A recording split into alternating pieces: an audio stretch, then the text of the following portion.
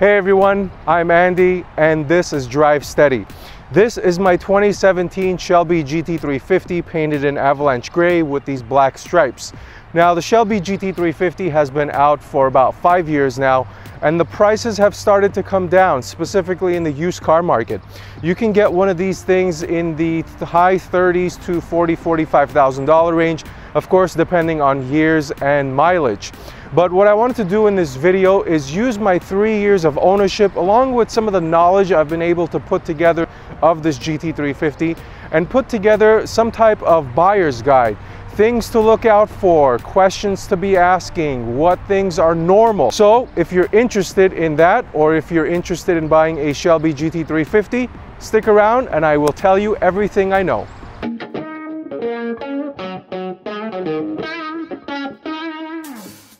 Alright guys, so the first thing I wanted to make you aware of when you're shopping for the Shelby GT350 are the quality issues, specifically the fit, the finish, the paint application, and the overall paint quality.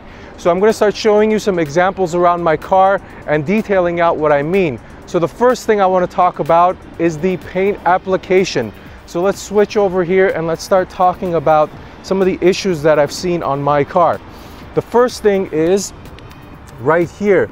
You can see that there's a little bit of an overrun when they applied the paint on the hood section here. Next, there's another one here on the other side of the hood right here. That one's a little less noticeable but still there.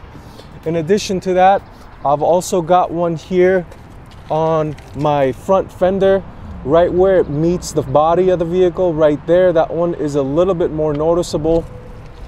And these things are kind of scattered all throughout the car. I've also got one here on my trunk right there. So these are some of the things that you need to be aware of when you're shopping the GT350. Pay attention, give a nice look through the car. It doesn't bother me, but some of these things I know bother others to where they're nitpicking and they inspect the entire car. Now let's move to the next item, and that is the fit and finish, and specifically the panel gaps. There's one area on my car where this is kind of pretty severe, and it's right here on my front bumper where it meets the body.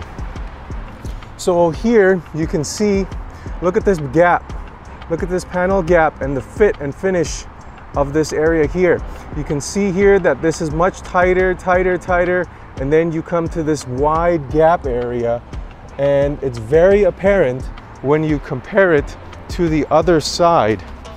This side here is actually much tighter. Can you see the line is much tighter and the gap is almost not there at all. So this is an example of what I mean by fit and finish. Now that is kind of severe, and that's probably the area where it's the worst on my car. It's to a point where somebody saw it and they were asking me if my car's been in an accident before and if they had put the bumper on incorrectly. But no, my car's never been in an accident. It's just one of the things you need to be aware of when you're shopping for a GT350. I know it makes it a little bit more difficult because you don't know what to trust. Guys like me, you see my car, you're like, oh, wait a minute, but no, it's totally fine. So a couple of things I recommend: obviously look at the Carfax, make sure it's clean.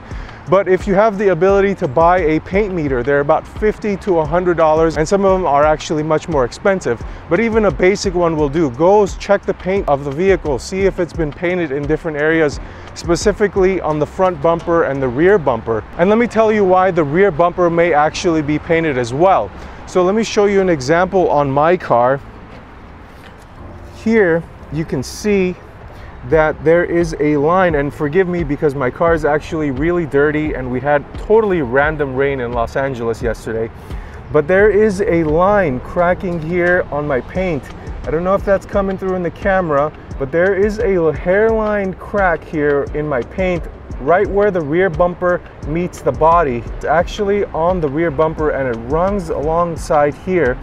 And in addition to that, there's also some more cracking here right where the light indicator is, right around the whole thing.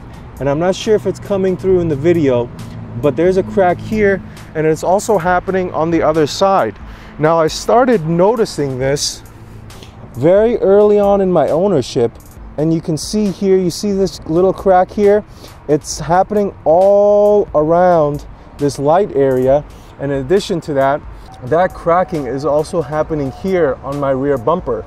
Now, I even went as far as taking my car to a Ford dealership, and the technician there basically said, this is normal. This is a S550 generation Mustang. They all do it. It's not just the GT350. So again, pay close attention to paint quality, pay close attention to fit and finish. And just one other thing on the rear bumper really quickly before I move to the next issue, that is the sagging rear bumper issue of the GT350. Actually, I'm going to start off on this side, and you can see there's a little bit of separation here on my panel, but the rest of the bumper is actually pretty much okay, aligned or up to standard, I suppose.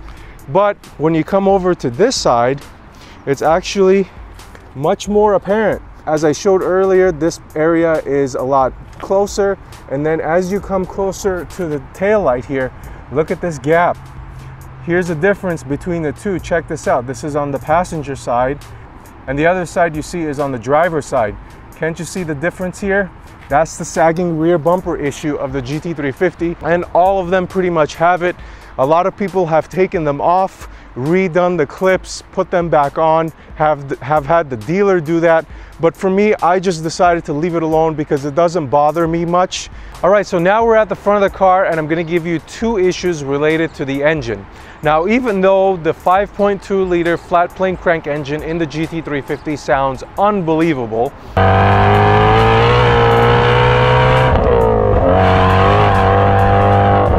it's not without issues. The first issue that I wanted to make you aware of is that this engine has a tendency to just randomly fail. Some of them have failed on a track, some of them have just failed on the highway cruising or in city driving. Now, there hasn't been a common theme as to why these things have failed. Some theories say that the early production cars had this issue and some of the newer ones don't have this issue because of the changing of the block to match the one from the GT500. But I have my own theory to that, and that leads me to my second issue, which is the GT350 has a tendency to consume a high amount of engine oil.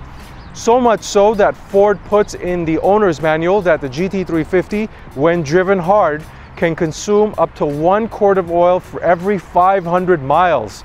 Now, going back to the first issue, my thought process is that some of these owners are driving these cars very hard and not checking the engine oil, and therefore starving the engine of oil and randomly causing it to fail. So like I said, two things you need to be aware of: the engine failure, and more importantly, the engine consumption. Ask the owner how many times they've changed the oil. Does their car consume a high amount of oil, even randomly when not driven hard? I've been lucky. My car has had 3 oil changes at this point, and each oil change has shown that my car is not consuming a lot of oil. So it's very hit and miss. Make sure you ask this question. The next thing, talking about an oil change, this car has a oil change interval of 1 year or 10,000 miles. It's going to cost you between $75 and $100 for parts in addition to labor. So keep that in mind when you're shopping for the Shelby GT350. All right, so the next thing you should be aware of when buying a GT350 is the interior, specifically the Alcantara interior. Now let's go and open the door for my car, and let me tell you exactly what I mean by this. And if you're familiar at this point with the GT350 interior, you have Alcantara here, you have Alcantara on the seats, and you have Alcantara on the steering wheel. Now with the Shelby GT350, you have 2 seating options. You can get the Recaros like I do, which will give you more Alcantara and more aggressive side bolstering, or you can get a leather covered version which doesn't have as aggressive bolstering but has heated and cooled seats. Now let's go back to that Alcantara topic. I've had this car for about 3 years now, and I'm surprised to see that the Alcantara has held up pretty much okay on the seat, not that bad. But the general issue with Alcantara is that they wear very quickly. And let me give you an example of that. As I step into the car, and go over the steering wheel. So here's my steering wheel. It's much like the seat. It's not the best and it's not the worst with reference to wear, but I'm not generally a fan of having Alcantara specifically on the steering wheel and on the shifter. And the reason for that is these are the areas where you're touching the most, and the natural oils and dirt on your hand are getting into the Alcantara, seeping into the material and damaging it and wearing it significantly. The nice thing about the GT350 is you've got this area here, about a quarter of the steering wheel is covered in this leather or pseudo leather. I'm not sure exactly what it is, but this allows you to hold the steering wheel from this area here and not touch much of the Alcantara. I guess that kind of slows down the deterioration or the wear process. These wheels can get pretty beat up. I know I had a E46 M3 before, and that had an all Alcantara steering wheel, and that looked terrible after a couple of years of ownership. But surprisingly, this GT350 steering wheel is not that bad. Okay guys, moving on to the next item, and this is something I'm embarrassed to admit as I've fallen victim to it, like I know several other GT350 owners have as well. This is called the wiper scrape, and let me explain to you what this means. So this is the result of the wiper scrape. Can you see here? My paint has been scraped off right there. I don't know if it's coming through in the camera, but let me explain to you how this happens. Foolish guys like me, when they're cleaning their car, they lift their wiper up, and when you lift your wiper up quickly, you will make contact with it and you will scrape your hood. That is called the wiper scrape. This is something Ford puts in the manual. They warn you about it, to raise your wiper carefully so you do not scrape your hood like I have here. But the next thing I want to talk about is the brake squeal and the brake dust. Now this is more of a preparation item for when you get ready to buy this thing and start washing it. But let's cover the brake dust first. As I mentioned, there was rain yesterday and some of it has come off, but you can see, look at this. I haven't washed my car in about a week now, and look how terrible the brake dust looks. It just looks unbelievably bad, and it's all over the wheel barrel as well, inside here. So prepare yourself to be cleaning your wheels very often. Now the next thing is the brake squeal. Now the brake squeaking is a pretty common issue amongst performance-oriented cars, and the Shelby GT350 doesn't shy away from that. Now the nice thing about it was mine didn't start doing it until about 5,000 or 6,000 miles on the car. And it's not that bad to a point where it really bothers me. I know for some people it does. And if you're one of those people, there is a channel on YouTube. It's called Auto Fanatic, and he details out exactly how to fix the brake squeaking issue of the GT350. All right guys, so now we're on the inside, and the next two things I'm going to talk about are related to the shifter. Now many of you know that the GT350 only comes with a 6-speed manual shifter, and the first issue is that when you put it in gear, it kind of makes like this thumping noise. Now let me demonstrate that to you. Let me turn the car on. Sounds amazing, doesn't it? So I'm going to try and capture the thumping sound once I put it in gear, and I've got this microphone to see if I can get as close to it as possible, because it is apparent, but it's not as loud as you might think it will be. So let's see if we can capture it here. Let me pull my parking brake. Let me put it in gear now. All right, so my clutch is in. I'm putting it into first gear. Not really. See, sometimes it does it and sometimes it doesn't. So let me hit the road and let me see if I can capture it while going from stoplight to stoplight. All right guys, so now I'm on the highway, and there's one other thing related to the shifter I want to talk about, and that is that there is a rattling noise that comes from inside the shifter. It's probably there's some small plastic piece or some linkage that gets broken. For me, it started rattling at about 4 or 5,000 miles. And again, I'm going to try and get as close of a demonstration as possible because it's one of those things that if you drive your car with the exhaust mode on sport or track, you're probably not going to hear it. And it typically happens when you're decelerating, when you're slowing down and coming to a stop. It doesn't really happen when it's in gear and when you're accelerating. All right, so let's see if I can capture. So now I'm in 6th. I'm going to put it in neutral. And typically what I found is it does it when I'm slowing down. Let's see if I can capture it.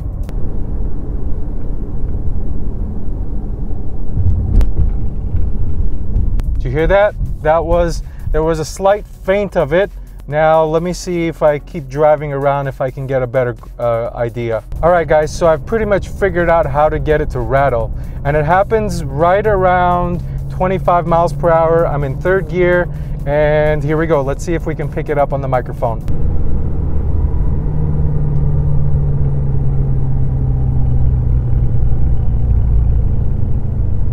Did you hear that? Let me speed up a little bit. Slow down.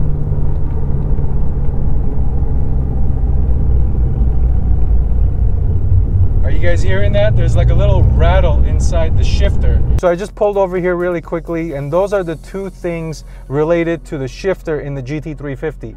The first one is that thumping noise, which I wasn't really able to replicate, and that's the common theme with some of these issues. They're not consistent, and there isn't a common path to getting them to happen or to occur.